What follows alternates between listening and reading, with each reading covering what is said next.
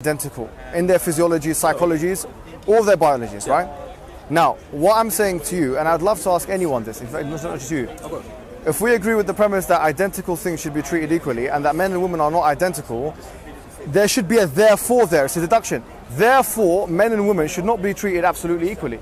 So, for example, right, and this is why I think there is a fallacy in the feministic argument, because when feminists on the one hand, they argue for equal outcomes, equal opportunities for me is not that controversial. I'm not talking about equal opportunities. I agree that there should be to a greater extent than not. Should we not concentrate on that as opposed to something that we both have said that's not really a thing? To a greater extent, but there are exceptions to the rule. Like, for example, the situation in America, where the firefighters in America had to go through a whole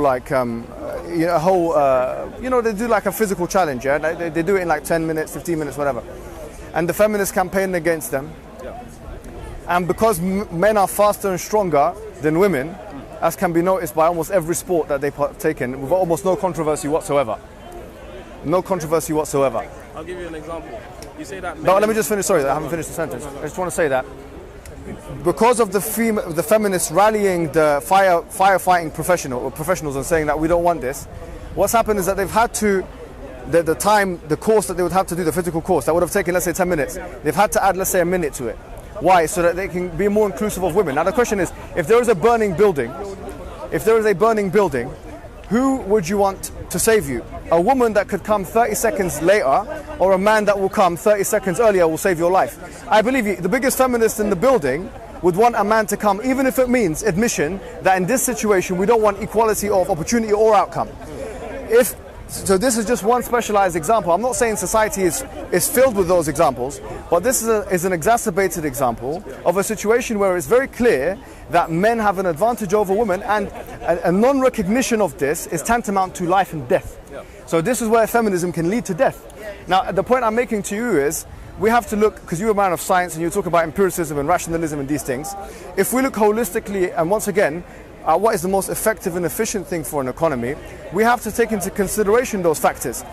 Once again, feminists, and this is the argument of Warren Farron, he says that they don't take into consideration the fact that men have been conscripted into the armies for maybe 10 for the whole of American history. There's been male conscription, there has never been female conscription. If we want to equalize the historical problem of patriarchal society, what we're going to need to do is conscribe women to an army for the same amount of times that we've conscribed men to the army. So if we want equality, now we have to get women drafted, forced into being in an army, drafted and forced into being in an army the same amount of times that men had been in the past. But this argument, this is why it's a fallacious argument, and it's premised on a false premise. And the premise is, despite the despite the natural differences, we should have the equality on every level. And I'm saying to you that doesn't make any sense. If we accept the premise that identical things should be treated equally, and we identify that women are not identical to men, then there must be a space, at least in some instances, where women will be treated differently to men. That's why we have maternity leave.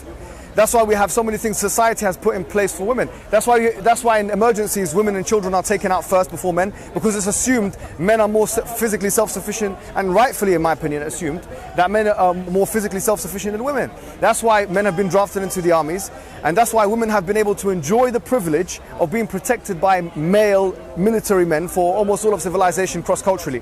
So we can't have our cake and eat it both. We can't say we want equality of outcome and opportunity, but at the same time have these exceptions which feminists put in place, you see, which of course entitle them to things which are otherwise not. Then this is what I'm trying to say. Your argument is reductionist. And when I say reductionist, it doesn't mean it's wrong. I understand, but I say it in the sweetest sense. Right? Yeah. I understand you come from a standpoint where there's a lot of colonial imperialist science that has been enforced on the Middle East as if it's the highest standard.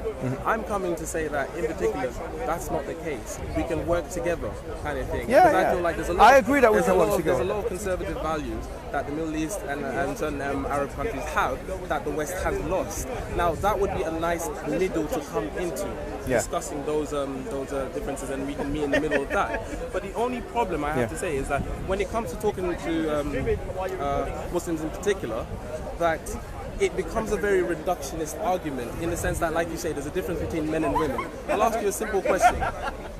Can you name me a white sprinter faster than any black No, male, and sprinter? that's why I say to you that I've always made the argument, I've made this on camera as well, that actually this is the fallacy of the West. Because if you look at the sprinters and, for example, black sprinters, they have consistently outperformed white sprinters for the last 100 years. Now, that's the question.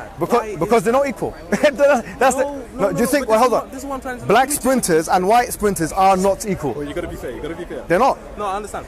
Black sprinters are faster We know why genetically.